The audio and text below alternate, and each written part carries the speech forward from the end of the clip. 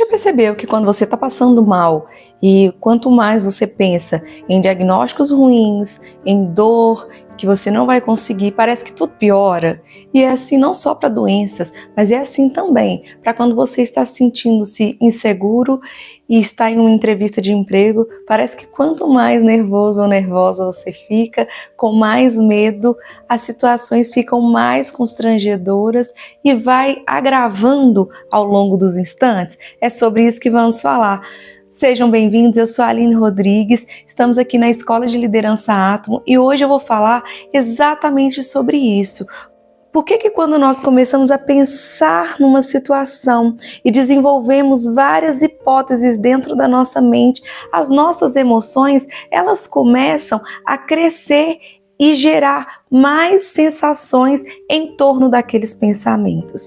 E de repente parece que quanto mais nós tememos, as coisas acontecem, ou quanto mais expectativas boas temos, mais as coisas também colaboram. O porquê será que isso tudo acontece? Você já é inscrito no nosso canal? Se inscreva, curta esse vídeo e compartilhe também para abençoar mais alguém, se fizer sentido para você. Vamos à leitura da palavra? Livro de Provérbios, capítulo 23, Provérbios 23, 7. Porque como imagina em sua alma, assim ele é. Por que a Bíblia vem falando comigo que aquilo que eu imagino é? Então eu vou imaginar que eu vou ganhar 1 milhão, que eu vou ganhar várias pedras de diamante e eu vou achar? Não, não é bem assim que funciona. Primeiramente, porque tudo aquilo que nós canalizamos na nossa mente, isso acaba gerando crenças na nossa mente. E quanto mais crenças são geradas na nossa mente, mais sentimentos também são gerados dentro das nossas emoções. E os sentimentos, eles geram emoções. E essas emoções, elas são intensamente poderosas e nos ajudam a nos posicionar para aquilo que é necessário. Você vê um cachorro vindo na sua direção. O cachorro está com cara de zangado, com a boca espumando, você já pensa, ele vai me morder, você já sente medo ou raiva. Se você sente raiva, vem uma adrenalina gigantesca e você consegue correr, mas se vem o medo, você começa a pensar mais aceleradamente e fica intacto, parado.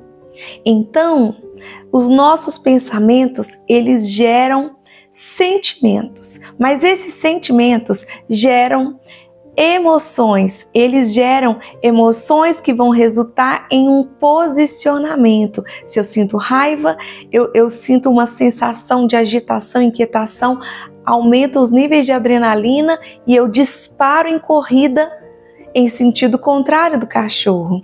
Mas se eu sinto medo, eu sinto vários reflexos de pensamento, várias sensações de temor, de análise, mas eu fico paralisada em pensamentos. Então, o que nós podemos aprender? Quanto mais eu penso, mais eu sinto, mais eu reajo em cima das minhas sensações. Então, Deus, ele está nos chamando a discernir melhor os nossos pensamentos. Filipenses capítulo 4, no versículo 6 até o versículo 9, vem falando conosco sobre uma situação que todos nós passamos, que é a ansiedade, as cobranças e as pressões do dia a dia. A ansiedade, ela pode vir, ela não pode nos dominar, mas ele nos ensina que nós precisamos de encher a nossa mente com tudo aquilo que é louvável, tudo aquilo que é virtuoso, tudo aquilo que tem algum valor. Por quê? Porque se eu encher a minha mente com pensamentos de eu acho que essa doença vai piorar, eu acho que essa doença pode ser maligna, eu acho que essa doença vai me matar, mas eu vou ter emoções e sentimentos que colaboram com ela. Agora, se na minha mente eu trago todas as coisas cooperam para o meu bem e o Senhor continua no controle de todas as coisas, mas eu vou criar sentimentos e esses sentimentos vão gerar emoções que também vão cooperar para o nosso bem. Eu tive uma experiência dessa e a palavra de Deus vem trazendo luz. Em certo momento, O meu filho pequeno, ele teve bronquiolite e ele tinha apenas 4 meses de vida.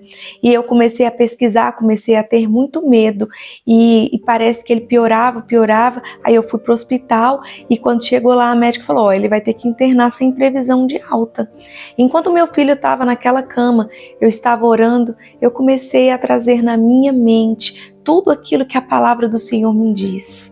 A Bíblia me fala que o Senhor pode todas as coisas e que nada é impossível para Deus. Eu comecei a trazer à minha memória que tudo aquilo que Deus faz é bom e foi Deus quem deu a vida para o meu filho. Então Deus é bom e a vida do meu filho, ela está nas mãos de Deus. E tudo coopera para o bem daquele que teme e ama ao Senhor Jesus.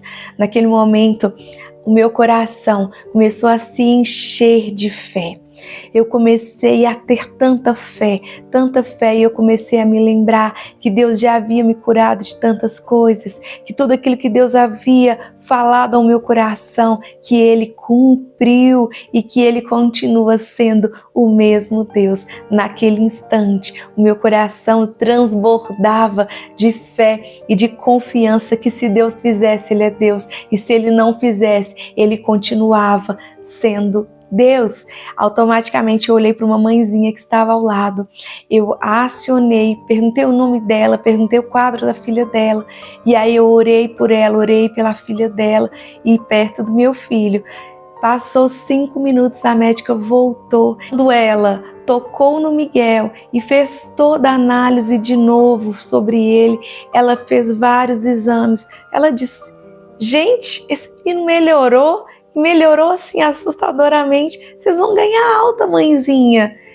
Eu comecei a chorar porque eu entendi que não é sobre o que eu tenho de poder, mas quanto mais eu dependo de Deus, mais eu tenho na minha mente que Ele tem o controle, que Ele é bom e eu confio nele e eu gero expectativas em tudo aquilo que Ele vai fazer. As minhas emoções começam a colaborar com a minha fé e a minha fé se une a tudo aquilo que Deus está liberando, porque é Deus quem produz o querer e o efetuar. Desse modo, eu colaboro com os planos de Deus, eu colaboro com os propósitos de Deus, mas se eu continuasse a trazer pensamentos ruins, pensamentos de mal, eu estaria colaborando com uma incredulidade dentro de mim e me distanciando de tudo aquilo que Deus poderia fazer. Aline, mas e se o quadro fosse negativo, mesmo eu tendo fé, ainda assim eu passaria por um quadro ruim, entendendo que Deus é Deus e que tudo coopera para o meu bem. A cantora Estela passou por isso, o filho dela, Mateus. O país inteiro estava orando, mas aprove o Senhor recolher a vida do Mateus. Mas naquele momento, ela cantou ao Senhor. O milagre agora sou eu, porque uma mãe permanecer de pé sem a vida de um filho é uma prova de que Deus é o verdadeiro milagre. Eu quero orar com você, porque se Deus fizer, Ele é Deus. Se Ele não fizer, Ele continua sendo Deus. Mas que os meus e os seus pensamentos colaborem para aquilo que Deus tem sobre as nossas vidas. Que venhamos caminhar alinhados com o propósito do Senhor. Querido Deus, nesse momento eu quero orar juntamente com cada uma dessas pessoas que estão comigo nesse vídeo.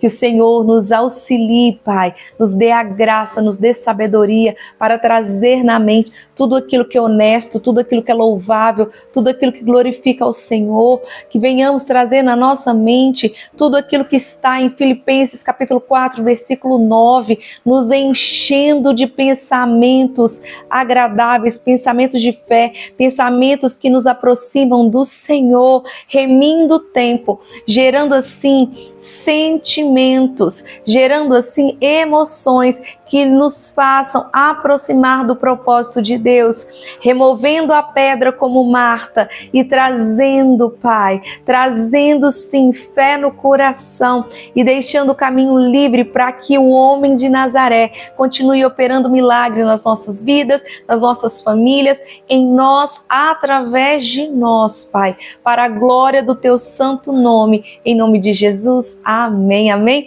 Que Deus abençoe a sua semana, abençoe o seu dia, traga na memória tudo aquilo que é louvável ao Senhor. Você traz na sua memória que Deus está no controle de todas as coisas e que você é uma obra perfeita, maravilhosa, criada pelo Senhor. E comece a agir à altura destes pensamentos e veja a grande obra viva e digna de louvor que Deus está fazendo na minha e na sua vida. Um grande abraço, fica com Deus, até amanhã.